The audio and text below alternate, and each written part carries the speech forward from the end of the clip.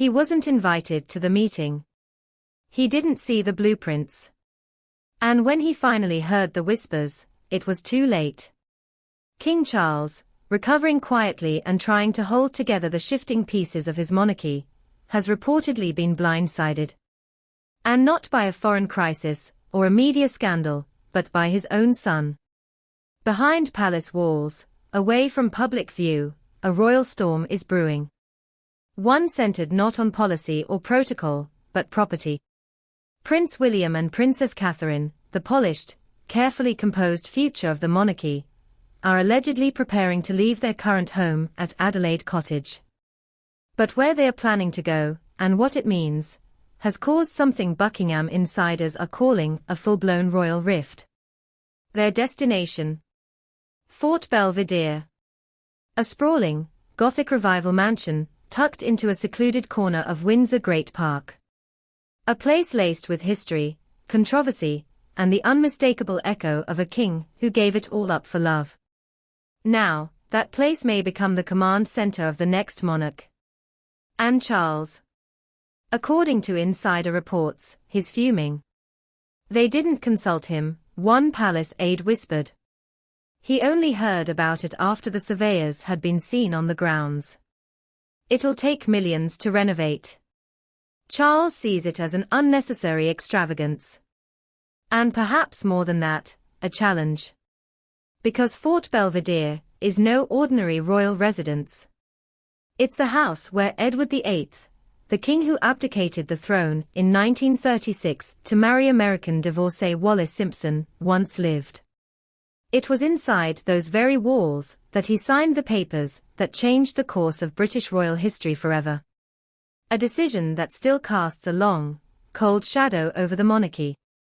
For decades, Fort Belvedere has remained out of circulation, largely unused, steeped in symbolism too dangerous to touch. Until now. So why would William and Kate want it? According to reports, they've outgrown Adelaide Cottage. The quaint, four-bedroom retreat was perfect for a young family looking to raise their children in peace. But now, with George nearing secondary school, Charlotte stepping into public life, and Louis growing more confident by the day, the Wales family needs more. More space. More privacy. More presence. Fort Belvedere has it all, a source close to the couple said. History, land, and proximity to Eton. It's the perfect new home. And when you look at the blueprint, it's hard to argue. The estate features a private lake, stables, tennis courts, an outdoor pool, a rose garden, greenhouses, and multiple staff cottages. It's a royal fantasyland. And perhaps more importantly, a fortress. It's everything a future king might need. And everything the current king might fear. Because make no mistake, this is not just about square footage. This is about optics. Strategy. Positioning. And to Charles, who has fought for decades to streamline and modernize the monarchy, who's trimmed royal budgets, tightened expenses, and tried to redefine what royal living looks like, the idea of his son moving into a mansion so steeped in scandal and splendor is not just a misstep. It's a message. Especially when that move could cost millions in taxpayer-funded renovations. It's an unnecessary extravagance, palace sources report Charles saying. Completely out of step with the tone we've tried to set. But to William and Kate, it's more than a home. It's a headquarters. Think about the past few months. The couple's visibility has skyrocketed. They are front and center at diplomatic events, state banquets, charity campaigns, and media appearances. Kensington Palace's press machine has been running at full speed, not just reacting to news, but creating it. The July Rewind video alone showcased a royal couple not just performing duties, but leading. Their children have been integrated into this rise, from George and Charlotte's outings to Wimbledon and the Euros, to little Louis stealing the show during Trooping the Colour. Every step is calculated. Every moment curated.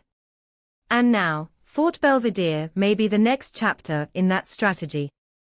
Unlike Kensington Palace, which sits in the heart of noisy, chaotic London, or Anmer Hall, their country home tucked deep into Norfolk, Fort Belvedere offers something rare: proximity to power, and distance from scrutiny.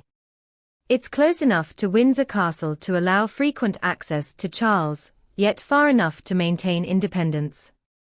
It's surrounded by trees, not tabloids. Protected by nature, not press briefings. And perhaps most critically, it was never truly part of the main palace machine. It's off-grid, both literally and figuratively. It allows for a reset. And some royal watchers believe that's exactly the point.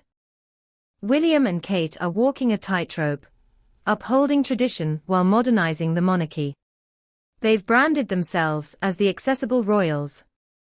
The relatable ones. Raising children. Doing school runs. Wearing jeans to rugby matches. Yet beneath that image is something sharper. Clearer. More deliberate. And Fort Belvedere might be the first concrete symbol of what their reign will look like. Not Buckingham Palace. Not Kensington. Something new. Of course, critics have been quick to point out that the couple already has access to multiple properties: Kensington Palace, Anmer Hall, Adelaide Cottage, and even occasional use of Balmoral properties in Scotland. So why move? The answer, it seems, is layered. Yes, they want space for their growing children. Yes, Charlotte reportedly adores tennis and is thrilled about the court. Yes, it offers more privacy, more control, and more grandeur. But behind all that, something else. A quiet positioning. A subtle preparation for the future. Because while Charles remains king, his reign has already been shaped by fragility. His cancer diagnosis has forced him to scale back public appearances. His age, his reduced schedule, his increasing reliance on William for state duties, all point toward a reality that everyone inside the palace feels, but few dare say aloud. The next king is preparing. And Fort Belvedere might be part of that preparation. Charles, for all his modern instincts, has been slow to fully integrate William and Kate into the day-to-day machinery of Buckingham Palace. Some say he's wary of being overshadowed. Others say he's simply cautious. Either way, the result is a noticeable gap between perception and power.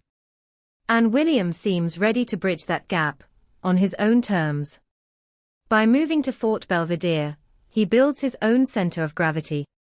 A space for diplomacy. For strategy. For command. He doesn't need to dethrone Charles. He just needs to be ready. And for Charles, a man who waited longer than any heir in British history, that readiness might sting. It's hard to imagine that the symbolism is lost on him. Edward VIII lived in Fort Belvedere before abdicating. Now, another future king may choose to begin his reign there, not by fleeing, but by preparing. The irony is devastating.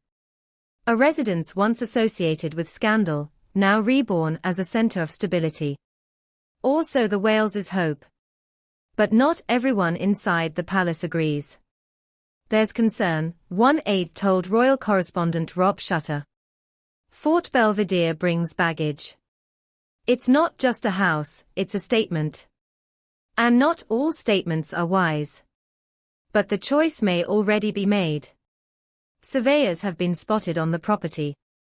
Interior teams have been discreetly asked for opinions. Rumors suggest staff reshuffling has quietly begun. And Charles has been informed, but not consulted. Which, to palace veterans, is the loudest message of all. Because this is how royal conflict looks in 2025. Not public speeches. Not slammed doors. But private silence. Strategic distance. A quiet move. A quiet fury. And now, all eyes are on a forgotten mansion, tucked behind trees in Windsor Great Park. A place once stained by abdication, now poised for ascension. Fort Belvedere is no longer just a house. It's a front line. And the monarchy is watching. What do you think? Is this a bold move for the future of the crown, or a royal misstep? Do you believe King Charles is right to be angry? Or is William already doing what must be done? Let us know your thoughts in the comments below. And don't forget to like this video, subscribe for more royal deep dives, and stay tuned, because in the world of Windsor, silence often means something big is about to happen.